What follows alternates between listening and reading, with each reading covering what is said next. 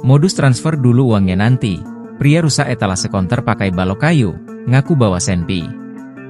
Tengah ramai video yang menarasikan seorang pria mengamuk dan merusak etalase konter usai modus minta transfernya gagal. Hal itu kini ramai usai diunggah di sosial media, salah satunya akun Instagram Momo Medsos pada Senin, 28 Oktober 2024. Pria ngamuk rusak etalase konter usai modus minta transfer dulu uangnya nanti, namun pemilik konter menolak karena sudah banyak modus minta transfer dulu tapi setelah ditransfer kabur, ditulis keterangan pada unggahan. Pada unggahan, nampak rekaman CCTV menyorot situasi saat dua orang pria datang ke sebuah konter di pinggir jalan. Nampak pria yang menggunakan helm itu menghampiri pemilik konter dengan maksud diduga hendak melakukan transaksi secara online. Disebutkan jika ternyata pria tersebut meminta supaya dilakukan transfer namun uangnya nanti.